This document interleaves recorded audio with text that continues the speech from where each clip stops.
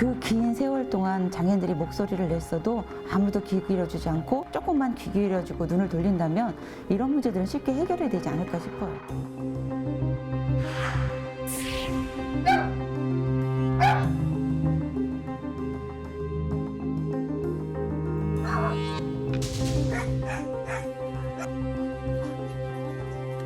보호소라고 할 수 없을 정도로 굉장히 열악하고 더럽고 어떤 유기동물 운영 규칙에 전혀 맞지 않는 지금 그런 상황이에요. 지난 4월 20일은 제42회 장애인의 날이었습니다.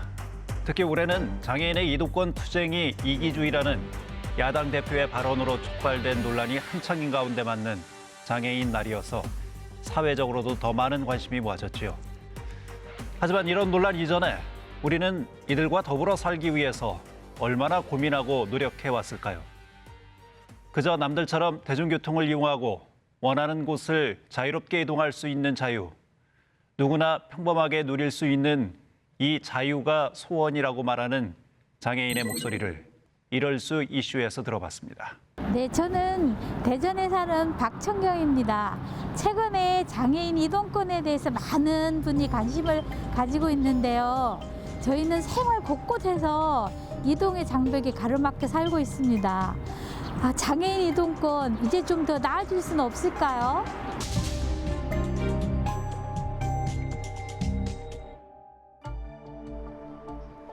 장애 정도가 심한 지체장애인 박천경 씨는 스스로 걷지 못해 어디를 이동하든 전동 휠체어를 타야 합니다. 비장애인이 다니기에는 어렵지 않은 보행길. 하지만 박천경 씨에게는 위험한 곳이 많습니다. 여기 올라가려면 팍 돌아요. 이 바퀴가. 불과 5cm가 안 되는 낮은 턱도 넘기 힘든 벽입니다. 인도 곳곳엔 보도블럭이 울퉁불퉁 패이고 무너져 있습니다. 자칫 전동 휠체어 바퀴가 걸려 헛돌거나 고꾸라질 수도 있는 곳입니다. 가다 좋은 길도 있지만 또 지나가다 보면은 울퉁불퉁 나쁜 길이 있어요. 그럴 때 굉장히 이게 바퀴가 앞바퀴가 막 180도로 회전하는 바퀴거든요.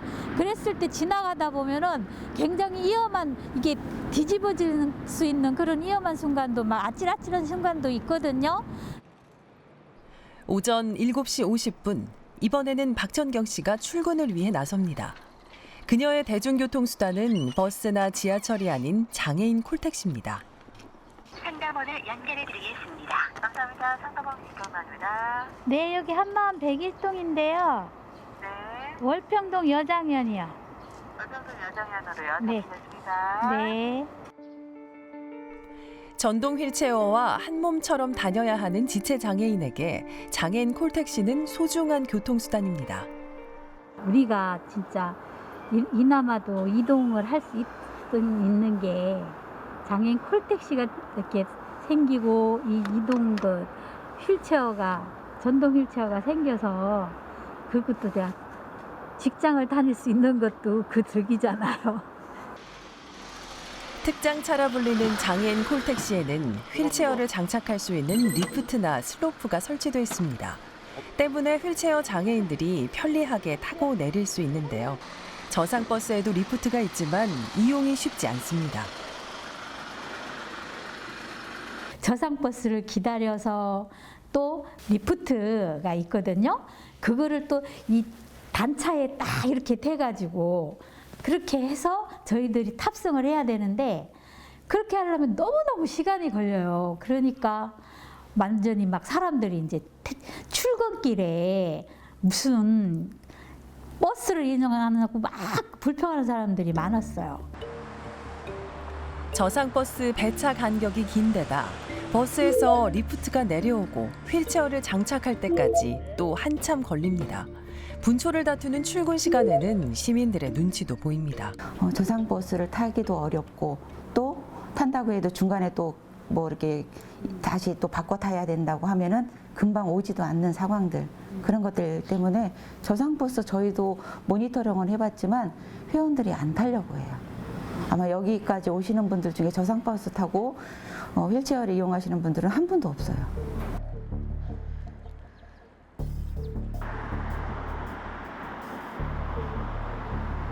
그렇다면 지하철은 어떨까요? 대전은 지하철 역사마다 엘리베이터가 있어서 접근 자체는 쉬운데요. 노선이 적기 때문에 다시 저상버스로 갈아타야 하는 일이 다반사입니다. 박찬경 씨는 지하철을 타는 도중에 이상한 점을 발견했습니다.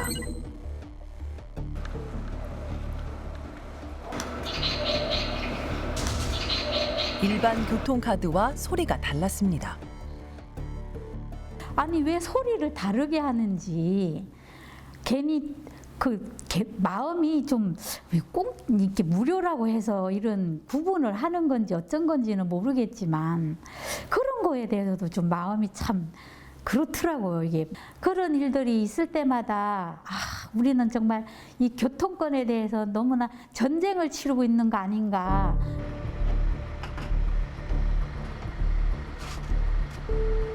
그래서 장애인들은 장애인 콜택시를 선호합니다. 국가인권위원회에 따르면 장애인들이 자주 이용하는 교통수단으로 장애인 콜택시가 64.5%를 차지했습니다. 지하철과 버스는 절반도 미치지 못했는데요. 장애인 콜택시가 이들에게 가장 유용한 대중교통수단인 겁니다. 하지만 장애인들이 특장차가 설치된 장애인 콜택시를 수월하게 이용하게 된 것도 비교적 최근의 일입니다. 대전시는 2005년 장애인 콜택시를 도입했습니다. 하지만 배차 대수가 적고 배차 시간이 길면서 이용에 제약도 있어서 장애인들은 제대로 장애인 콜택시를 이용할 수가 없었습니다. 옛날에 장애인 콜택시 이용할 때는 일주일에 미리 예약을 했어야 됐어요. 왜 이렇게 맨날 배차가 늦고 왜 기다리게 하냐 그렇게 할 때 차가 없대요, 차가. 1시간 이상 기다려도 콜택시가 오지 않거나 엉뚱한 곳으로 배차되는 일도 많았습니다. 정작 몸이 아파서 병원을 가거나 급한 일이 있을 땐 이용할 수 없습니다. 장애인들은 콜택시 운영의 문제점을 개선해달라며 대전시에 끊임없이 요구했습니다. 시는 휠체어가 탑승할 수 있는 특수 차량을 늘리고 당일 신청 배차 방식으로 바꿨습니다. 하지만 여전히 불편함은 남아 있습니다. 야간에 근무하시는 분이 이제 또 이렇게 콜을 받으시는 분이 없대요. 그래갖고 또 제약이 들어가더라고요. 토요일에 이제 미리 예약을 해야 된다든가. 그래서 또 그게 잘 안 될 때는 볼일을 못 보는 그런 경우들이 많죠. 야간에는 특장 차량도 예약 담당 직원도 거의 없어서 이용이 어렵습니다. 게다가 다른 대중교통을 탈 수 없어서 어쩔 수 없이 장애인 콜택시만 타야 하는 이들에겐 지출 비용도 만만찮은 부담입니다. 장애인들이 보면 거의 다 수급자나 직장이 없는 분들이 많이 계세요. 근데 매일매일 10,000원에서 20,000원 정도 교통비를 쓴다는 거는 그분들한테는 너무 큰 어떤 출혈이 아닐까? 예. 그래서 다른 지역 같은 경우에는 이 무상으로도 지원해 주는 것도 많이 있거든요. 대전시는 이를 보완하기 위해 이용권을 주고 일반 택시를 타는 바우처를 도입했지만 비용이 문제입니다. 대중교통 타기가 되게 어려운 상황이다 보니까 그나마 이제 장콜을 타게 되는데 장콜 같은 경우도 예전에 비해서 타는 사람이 너무 많아져가지고요. 잘 안 잡혀요.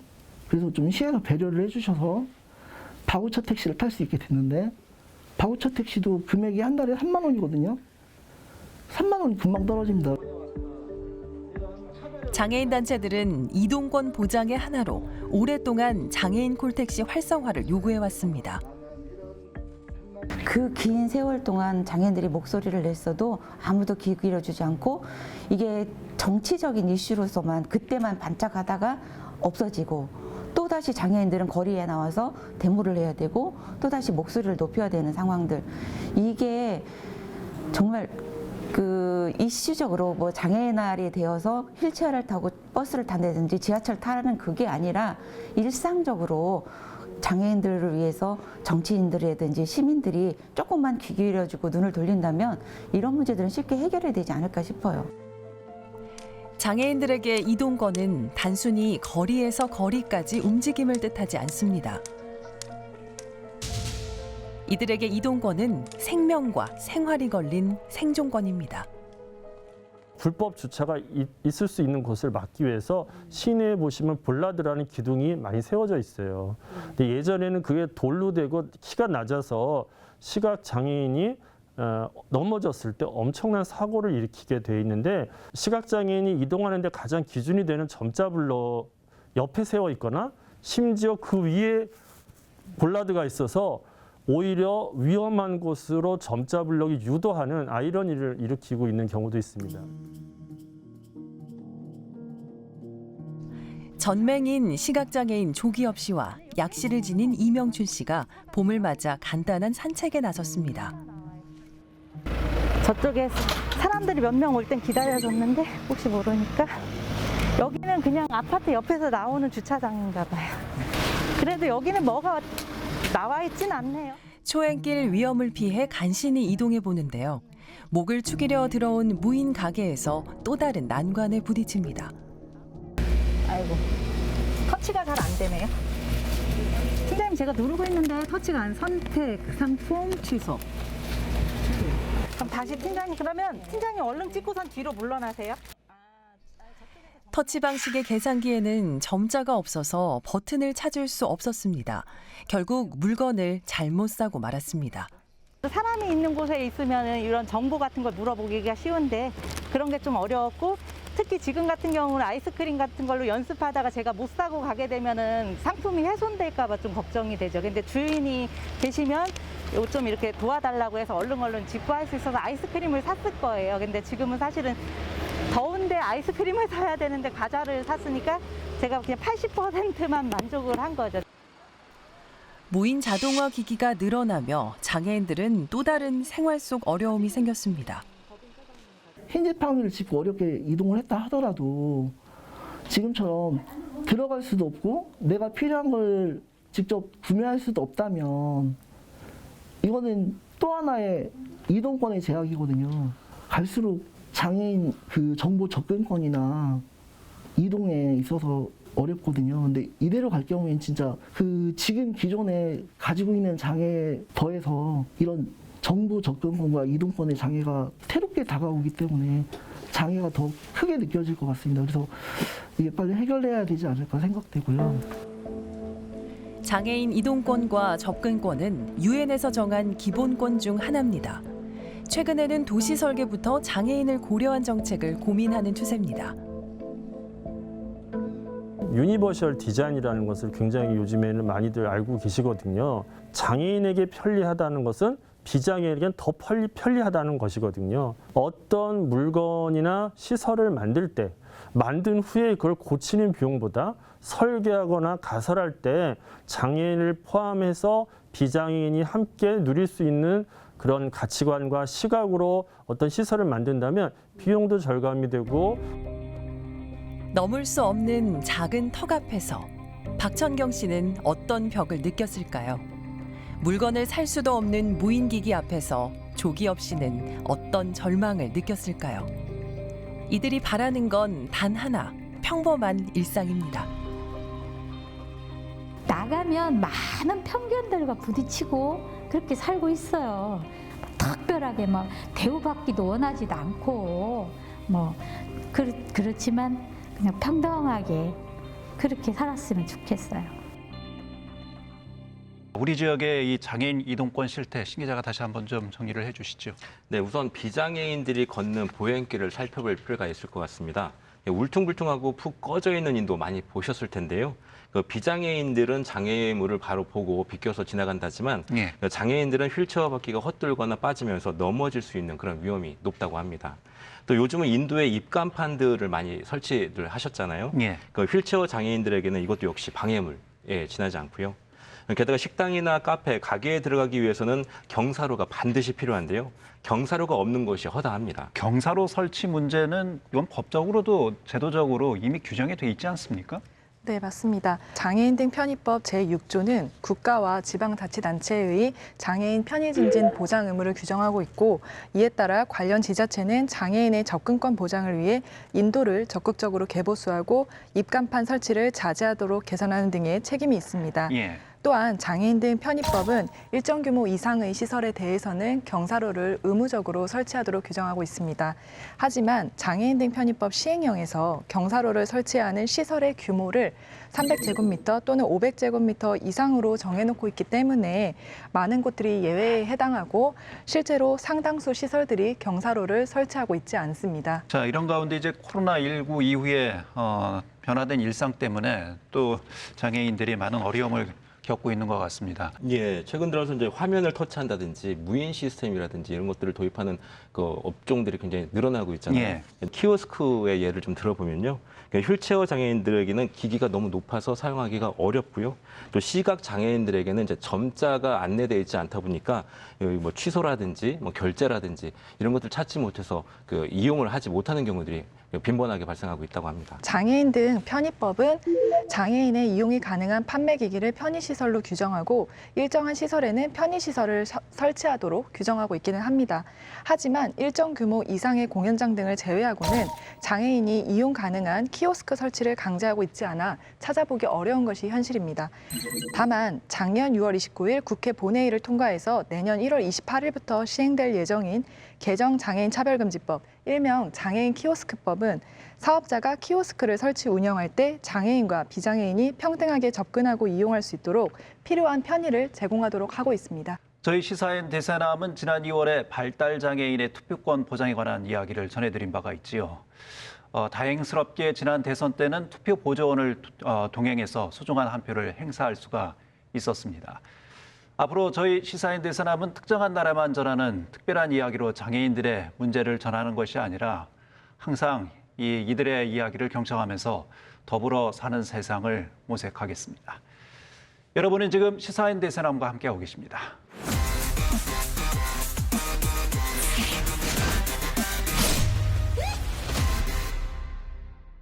반려동물 천만 시대라는 말을 흔히 들을 수 있지요. 그럴 정도로 요즘은 반려동물과 함께하는 가구가 빠르게 늘어나고 있습니다. 이런 가운데 유기되는 반려동물도 연간 10만 마리를 넘어서고 있습니다. 이렇게 사람에게서 버려진 반려동물은 구조가 될 경우 각 지자체에서 운영하는 유기동물 보호소에서 일정 기간 보호하게 되죠. 하지만 한 유기동물 보호소가 방치에 가까운 운영을 하고 있어서 문제가 되고 있습니다. 그 현장을 시민헌법 불청객에서 취재했습니다. 네, 이곳은 충남 예산군에서 민간에 위탁해 운영하고 있는 유기동물 보호소 앞입니다. 이 센터가 잘 운영되고 있는지 한번 들어가 보도록 하겠습니다.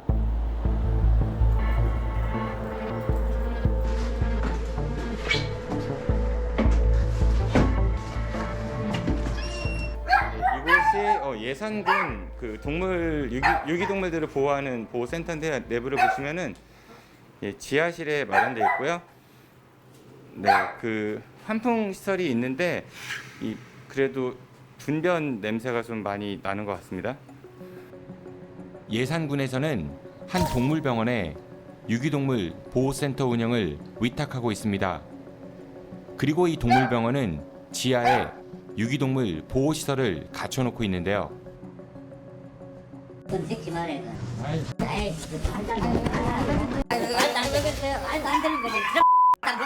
왜 그러세요? 저리 가라니. 뭐 하시는 거야? 지금 뭘 찍는 거야? 이런 것까지 찍어가는 거야. 어이없어. 진짜 말도 안 돼. 있는 그대로를 보는 거잖아요. 아니 그렇다 내가 갖고 나갈 테니까. 이게 보호시설이잖아요. 예. 보호시설인데 이렇게 쓰레기들 놓는 게 좀 맞지 않는 것 같다는 생각이 들거든요. 아, 다 치울 거예요. 분변 말고도 이 보호소 안에는 버려진 상자 등 각종 쓰레기들이 뒤엉켜 있었습니다. 그래서 이곳이 보호소인지 쓰레기 보관 창고인지 분간하기 어려웠습니다.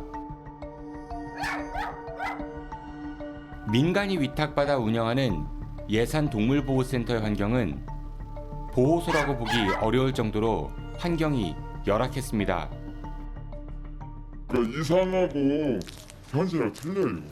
그러면 얘들 갖다가 애완견이에요? 어떤 견이에요? 한번 더 생각해보세요. 얘가 반려견이에요? 똥개예요? 뭐 무슨 견이에요? 한번 지금 생각해보세요. 도시에서 환경이 좋은데 집에서 살던 그런 개가 아니잖아요. 이게 얘들은 뭐냐면 손에서 산에다 그냥 버려진 거예요. 반려견이든 네. 아니면은 그냥 소위 말하는 동네 다니는 네. 똑같은 생명체잖아요. 손에서 기르는 개들은 어떻습니까? 문 밖에다가 그냥 개장 놓고 귀만 가려놓죠. 그죠? 손에서 기르는 시스템이 그러니까 그런 거에 비해서는 양호한 거죠. 그죠? 시골에서 길러지는 개들은 원래 열악한 환경에서 지내기 때문에 이 보호소의 환경이 오히려 더 낫지 않냐고 반문하는 센터 관계자. 그러는 사이 이곳에 온 많은 유기동물들은 열악한 환경 속에서 지내다가 새로운 보호자를 만나지도 못한 채 병들어 죽거나 안락사 당하면서 이곳을 나오고 있습니다. 지난 2019년 이곳에서 유기견을 입양했던 윤서희 씨로부터 당시 상황을 들어봤습니다. 입양을 이렇게 막 적극적으로 홍보를 한다거나 이런 느낌은 전혀 받지를 못했고요. 그 아이를 저 도착하기 전에 몇 시간 전에 아예 애를 빼다가 날씨가 굉장히 좀 더운 날이었는데 차 트렁크 있잖아요. 아니 그 뒷좌석에다가 캔넬채 그냥 똥 범벅이 된 애를 놔뒀더라고요. 보호소 좀 보고 싶다더니 이 아이만 보고 데려가면 되는 거지. 사육 환경은 못 보셨고요. 나 못 봤어요 저는. 입양을 하러 온 사람들에게조차 보호시설 환경을 철저하게 감췄었다는 이야기인데요. 이 센터에서 운영하는 또 다른 시설도 찾아가 보았습니다. 소를 기르는 축사 옆에 마련된 비닐하우스. 네, 안에 들어와 보니까 상당히 열린 공간임에도 불구하고 악취가 좀 심하고요. 이 대형견들이 보이시죠? 네. 소형견과 대형견이 같이 있는데도 아이고 상당히 위험한 장면도 좀 연출이 되는 것 같고요. 이런 거를 뜬장이라고 합니다. 바닥하고 떠 있죠. 바닥에 구멍이 뚫린 채 공중에 떠 있는 뜬장. 소형견들은 구멍 사이에 발이 빠질 수 있어서 하판 위에 불안한 모습으로 웅크려 있고 또 구멍 아래로는 분변이 떨어진 채 방치돼 있어서 악취가 더욱 심했습니다. 동물보호법상 15kg 이상 대형견에게는 일정 크기의 공간이 제공돼야 합니다. 하지만 이곳에선 이게 잘 지켜지지 않는 듯했고 또 관련법상 갖춰야 할 진료실과 격리실도 찾아볼 수가 없었습니다. 그리고 유기동물 공고 표시도 엉망이어서 관리 부실이 정말 심각해 보였는데요. 여기 보호소에 보니까 푸들이 한 마리 있더라고요. 그런데 얘가 언제 들어왔냐고 그랬더니 며칠 됐다 하더라고요. 72시간 안에 무조건 등록을 해야 되는데 이 등록도 해놓지 않은 상황이고요. 주인이 있다면은 엄청 찾을 거란 말이에요. 근데 아직 등록도 안 했고 진짜 문제가 여기 심각한 것 같아요. 다 아침이 와서 밥 주고 저녁에 와서 밥 주고 그러면 다 돼. 아침 오시다 밥 주고 저녁에 밥 드시고. 예. 여기 앞에 유기견 뭐 이렇게 한 명씩 붙여놨잖아요. 이거랑 대줘보니까 안 맞는 것 같던데. 안 맞아. 그 왜 안 맞추나요? 그거는? 그걸 다시 해야 되는데 그건 다 못 맞춰놨어. 너무 자주 저기 하니까 조금 있다 가는 거라 금방 또 바꿔줘야 되는데 못 바꿔주고 하는 거야. 거기 좀 시끄럽고 큰 것들 싸놨고 막 그런 것도 여기다 놓는 거거든요. 예산이 어느 정도 있어야 하잖아요. 그러려면 몇 억씩 들어가는데 근데 그 정도의 그 예산 안 되는 거죠. 시설 지원하고 이 관리 지원이 안 되는 거죠. 관리비, 그 쉽게 말해서 유기견 처리비 그런 것만 되는 거죠. 예, 시단위에서 직영을 한다든가 하는데 여기 군도 아마 이제 직영 같은 걸 가야 될 것 같아요. 지난해 이곳으로 보내진 유기동물 485마리 가운데 무려 57.5%가 자연사하거나 안락사했습니다. 이는 충청남도 내 16개 동물보호센터 평균인 37.5%보다 높은 수준인데요. 10마리 가운데 6마리가 이곳에서 죽어나갔다는 이야기입니다. 동물보호단체에서도 이곳을 여러 차례 방문해서 문제 개선을 요구했다고 하는데요. 2020년부터 한 지금 5번째 방문을 하고 있는데요. 이제 보호소라고 할 수 없을 정도로 굉장히 열악하고 더럽고 어떤 유기동물 그 운영 규칙에 전혀 맞지 않는 지금 그런 상황이에요. 이거 한번 봐주시면은 이 유기동물 공고 시스템상에 이제 132마리. 네, 올해 2022년도에 입소한 유기견들이 132마리인데요. 여기는 보면은 지금 보호 중인 아이들이 유기견들이 100마리 이상이 있어야 돼요. 왜냐하면은 작년 누수는 뺀 거기 때문에 올해만. 그런데 지금 오늘 가보셔서 아시겠지만 유기견들이 지금 100마리가 아니라요? 한 20마리 정도? 네, 그 정도밖에 없다는 거는 제가 올 때마다 시정 요청을 했던 게 이런 업그레이드를 빨리 해달라는 거였는데 전혀 지금 군에서는 이런 시스템상에 대해서 전혀 업그레이드를 하지 않고 있는. 예산동물보호센터는 예산군의 지원을 받아 운영되는 곳입니다. 그렇다면 관리감독 책임이 있는 예산군에서는 이런 상황에 대해서 어떻게 이야기하는지 한번 들어보도록 하겠습니다.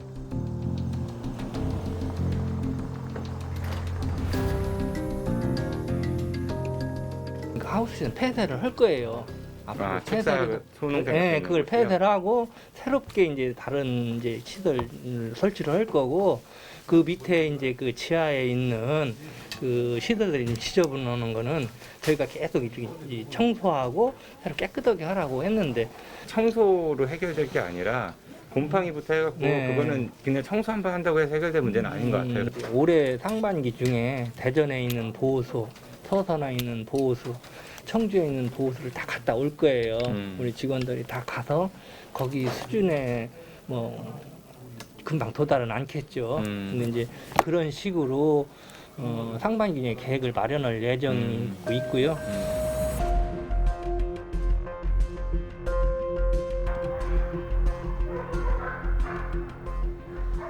이곳은 민간에 위탁을 주지 않고 지자체가 직접 운영하고 있는 유기보호동물센터입니다. 그렇다면 이곳 상황은 어떨까요?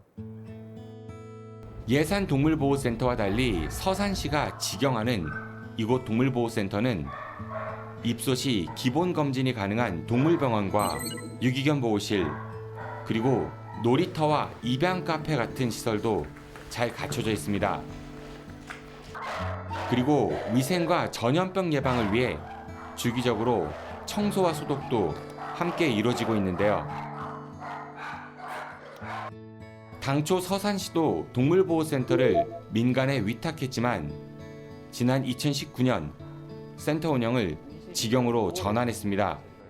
이제는 동물복지라고 말을 하죠. 애들을 마음적으로 케어해주고 또 그렇게 잘 보살핀 애들을 입양을 보내고 그런 일련의 과정들이 예전과 지금 바뀐 모습이라고 봐야 되는 부분인 거고요. 조금 더 친숙하게 시민들한테 다가가고 있는 것 같습니다.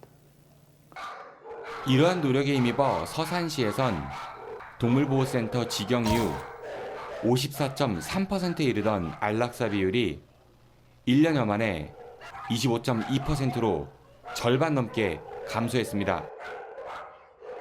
위탁보다는 직영인 곳이 또 안락사율이라든지 이런 것도 낮고 또 자연사율이라든지 환경이 일단은 좀 깨끗하다 보니까 안락사율도 적고 또 관심도 많이 가지고 보호소를 오픈하기 때문에 직영으로 전환하는 게 좋다고 생각합니다.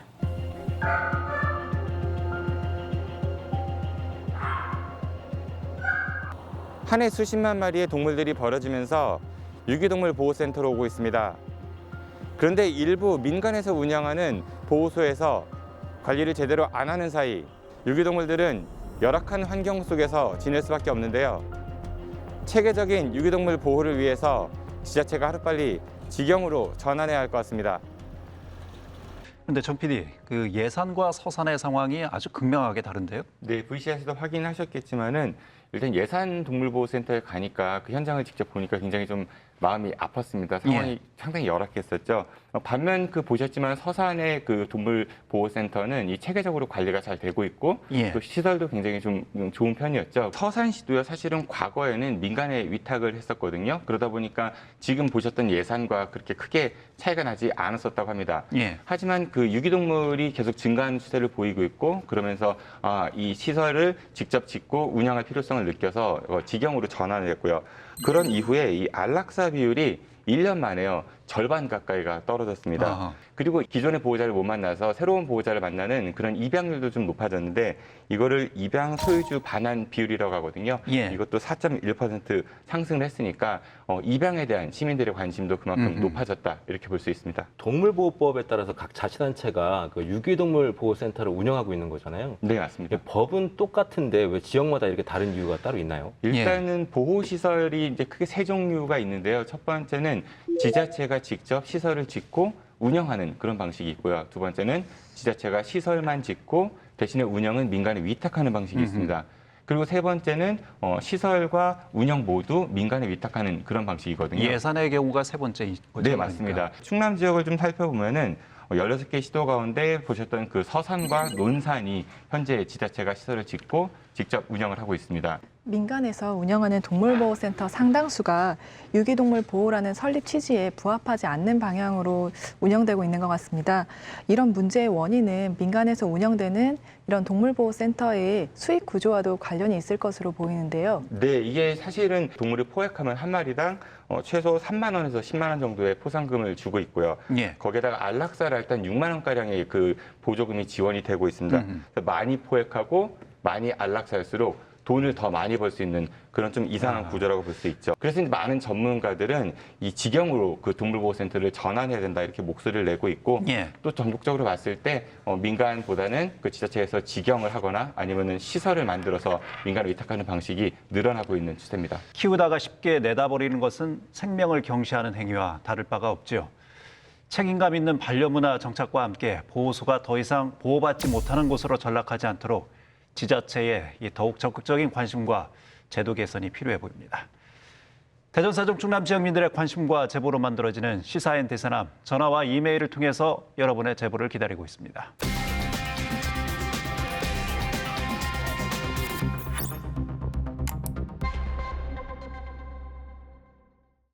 대세남이 선택한 한 주간 대전, 세종, 충남의 이슈, 대세남 2주의 픽입니다.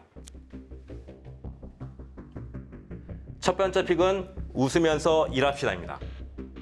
지난 5일 2주의 픽에서 충남 공동주택 경비 노동자들의 15.6%가 3개월 이하 초단기 계약의 고용 불안에 시달리고 있다는 사실 전해드렸는데요. 이런 열악한 상황을 개선하기 위해서 당사자들이 직접 조례 개정에 나섰습니다. 대전과 대덕구 22개 단체 정당들이 대덕구 공동주택 노동자 인권 증진 및 고용 안정에 관한 조례 개정 운동본부를 구성하고 조례 개정을 위한 주민 발안 운동을 시작했습니다. 공동주택 관리비를 지원한다든지 공동체 활성화 사업을 우선 지원하는 그런 방안이 담겨 있습니다. 반대로 초단기 계약이나 부당 해고와 같이 고용 불안을 조장을 하고 또 폭언, 폭행과 같은 인권 침해가 발생하는 아파트의 경우는 각종 보조금 지원을 제한하는 내용도 담고 있습니다. 그러니까 당근과 채찍 방식을 활용해서 고용 불안과 인권 침해 문제를 해결하겠다는 겁니다. 예, 조례 제정을 위해서 당사자들이 또 직접 나선 분들이 있죠. 네, 대전시 콜센터 상담사들도 행동에 나섰습니다. 역시 지난 12일 불청객에서 전해드린 소식이기도 한데요. 코로나19로 업무량은 폭증을 했지만 휴게 시간도 또 칸막이도 없이 일해야 했던 대전시 콜센터 감정 노동자들의 보호, 지원에 관한 조례 제정이 추진되고 있습니다. 조례안에는 실질적인 휴게 시간, 그리고 독립된 휴게 공간, 유급 병가 제도와 폭언 예방, 보호 조치 등이 담겼는데요. 대전 지역 콜센터 종사자가 2만 명에 달한다고 합니다. 그렇다 보니 가족이나 이웃 중 한 명은 감정 노동자 또는 경비 노동자인 경우가 적지 않은데요. 일자리 때문에 불안하지 않고 험한 말에 상처받지 않는, 그래서 모두가 웃으며 일할 수 있는 그런 일터가 더 많아졌으면 좋겠습니다. 두 번째 픽은 딱 한 번만 느껴보세요로 정했습니다. 지난 15일 대전의 한 대학 학생들이 장애인의 날을 앞두고 휠체어를 타고 눈을 가린 채 행진하는 장애인 체험에 나섰습니다. 이 학교에서 매년 이맘때쯤 진행하는 행사인데요. 벌써 27년째라고 합니다. 턱이 없는 경사로면 괜찮은 줄 알았습니다. 빨간색, 녹색 신호등도 당연한 줄만 알았습니다. 하지만 아무것도 알지 못했습니다. 경사로지만 온 힘을 다해야 겨우 올라갈 수 있다는 사실도, 내리막에서는 넘어질까봐 조마조마하다는 사실도 알지 못했습니다. 서울 지하철 엘리베이터 설치율 93%, 다중이용시설에 휠체어 경사로 의무 설치, 저상버스 도입 확대. 이만하면 된 것 아니냐고 생각하는 사람들에게 이 대학 교수는 이렇게 말했다고 합니다. 딱 한 번만 느껴보세요. 대세남 이주의 픽이었습니다.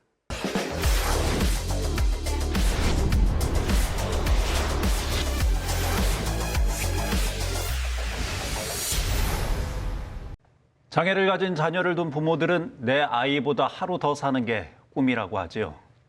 부모에 의지하지 않고서는 아이들이 살아갈 세상이 녹록지 않기 때문입니다.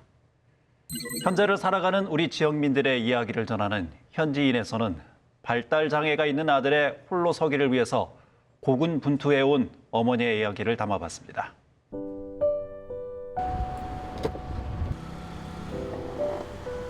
초등학교 3학년 때인가 4학년 때인가 근데 제가 장애인 차량 곧 이 표지판을 그러니까 운전자석 여기다가 이렇게 꼽아놨었어요. 근데 그때까지만 해도 자기가 장애라는 거에 대해서 딱 인식을 하진 않았어요. 근데 어느 날 이걸 딱 보고 뒤에 자기 이름을 본 거예요. 뭐 무슨 장애 3급 그리고 자기 이름이 딱 있는 걸 보고 저한테 물어보는 거예요. 엄마 이게 뭐예요? 왜 제가 장애예요? 그때 되게 철렁하긴 했어요.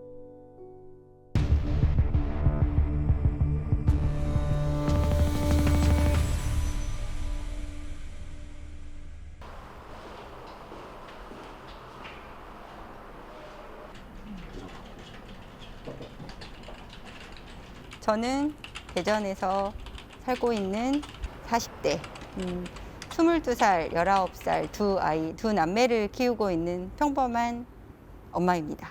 지금은 일을 하고 있고요. 한 4년 전부터 일을 하고 있는 평범한 엄마예요.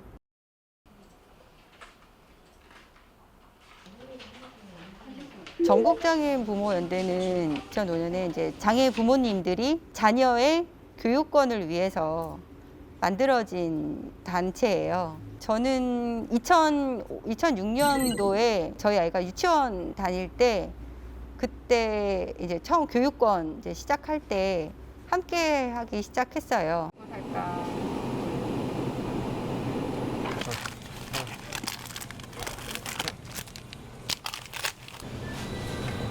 엄마 불러줘? 스프리가? 찾아보고 있는 게요. 올리브가 이거. 이거? 네. 맛있어? 네. 거기 뭐? 교수님이셨어요. 저희 종우가 조금 늦게 걸었어요. 15개월쯤 저희 아이가 걸었는데 아이들끼리 문화센터라고 같은 곳이 있어요. 그런 곳에서 이제 플레이 뭐 이런 한 곳에 가서 활동을 하다가 아이를 부르면 그거에 대한 반응이 뭐 돌아보거나 이런 반응이 없더라고요. 그래서 그때 좀 불안해 했었죠. 그때 당시에 3살, 4살밖에 안 됐기 때문에 검사를 했을 때 그냥 발달이 좀 늦어진 발달 지연이라고 진단을 받았기 때문에 저는 종호하고 3단어 이상 3문장으로라도 대화하는 게 제 소원이에요 라고 했었던 데가 6살 때거든요. 그래서 네. 그때는 그랬던 것 같아요. 좀 신경 쓰고 치료하면 나아지겠지. 이거 그때 좋아했었다. 돌 때? 옛날에 너 데리고 나가면 사람들이 다 너 이쁘다고 쳐다보고 그랬어. 네. 근데 지금도 멋있어.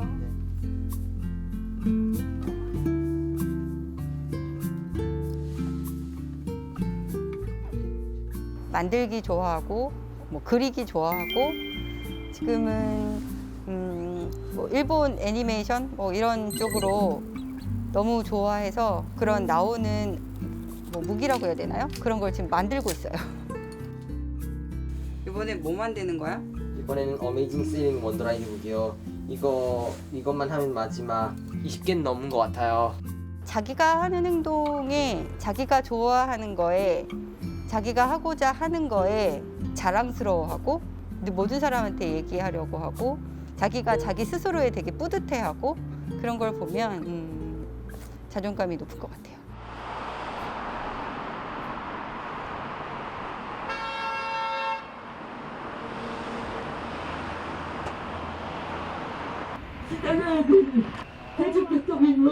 장애인의 존재가 있는 듯 없었기 때문이 아닌가 싶습니다.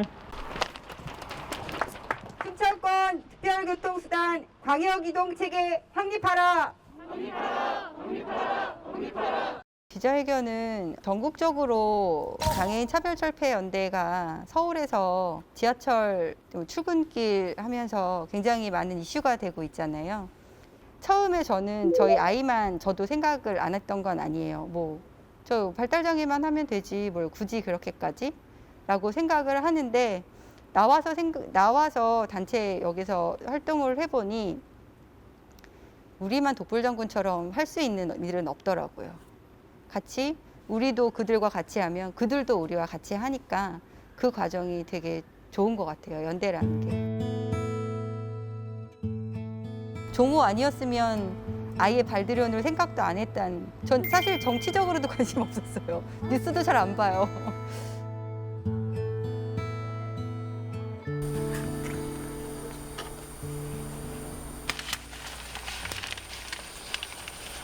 뭐 비슷하던데 왜? 아니지, 달라. 비슷하잖아요. 네. 더 큰 게 안 보여서. 유한이 살점이군요. 네.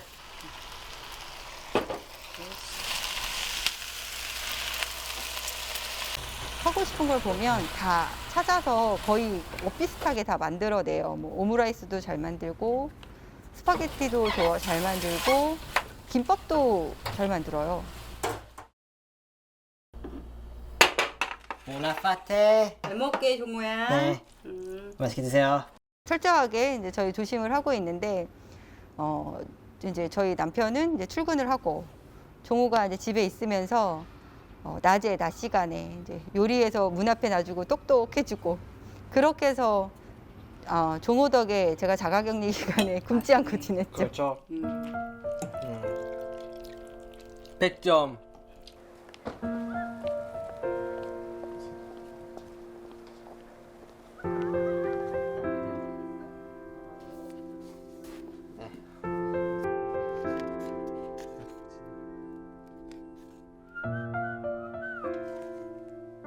종호가 아침에 수업이 9시 있는 날은 집에서 6시 47분 기차를 타고 가요. 지도책과 실시간 될 수 있는 걸 다 뽑아놓고 실시간으로 여기를 어떻게 걸어야 되고 어떻게 꺾어야 되고 그 꺾는 과정에는 어떤 건물이 있고 어떤 가게가 있고 이런 얘기를 굉장히 많이 했던 것 같아요. 잘 갔다 와. 오래간만에 친구들 만나니까 재밌게 놀고. 네, 다녀왔습니다. 고등학교 졸업하고 취업을 할 수도 있지만 조금 더 많은 다양한 경험을 하기를 원했고 조금 더 자유로운 학교 캠퍼스 뭐 이런 생활을 좀 경험하게 해보고 싶어서 대학은 이런 생활이고 이제 얘기를 하면서 설득의 과정이 있었죠.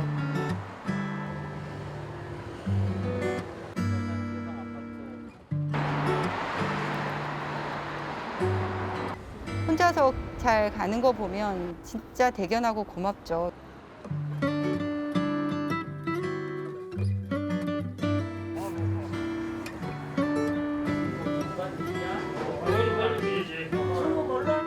그러면 이거 먹으면 맛있어. 걱정 마.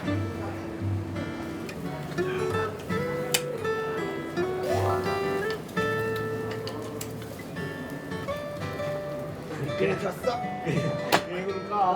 됐어. 현우도 한 잔. 건배다. 자.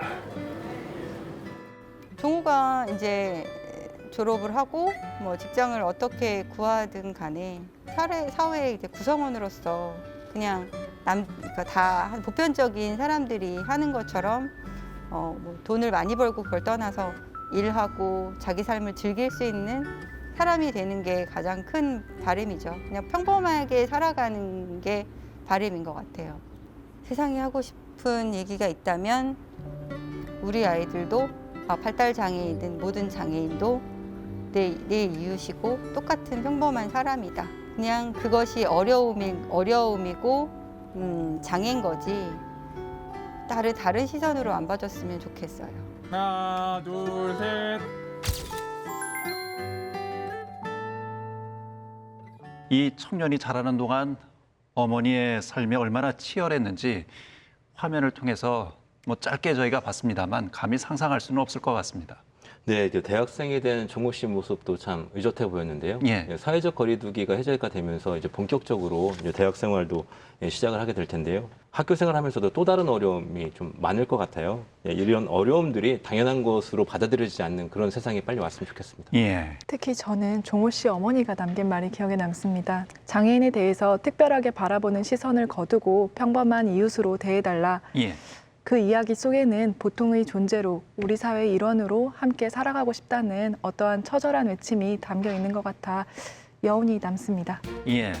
버스로 출근을 하고 식당에서 밥을 먹고 카페에서 친구를 만나는 이런 당연한 일상이 누군가에게는 투쟁과 쟁취의 대상이 되어버린 사회. 장애인이라는 이유로 차별을 금지하고 장애인의 완전한 사회 참여와 평등권 실현을 목적으로 한 장애인 차별금지법이 시행된 지 15년이 지났지만 여전히 우리 사회의 장애인들은 거대한 차별과 편견의 세상과 힘든 싸움을 벌여야 하는 것이 오늘의 현실입니다. 보통의 인간으로서 당연히 누려야 할 권리를 보장하라는 이들의 절박한 목소리에 우리 사회가 귀 기울이지 않고 외면한다면 우리가 숨을 쉬면서도 공기의 존재를 망각하듯 우리는 어느새 차별이 공기처럼 존재하는 차별이 만연한 부조리한 사회를 살아가고 있을지도 모르겠습니다. 시사인 대사람 다음 시간에 뵙겠습니다.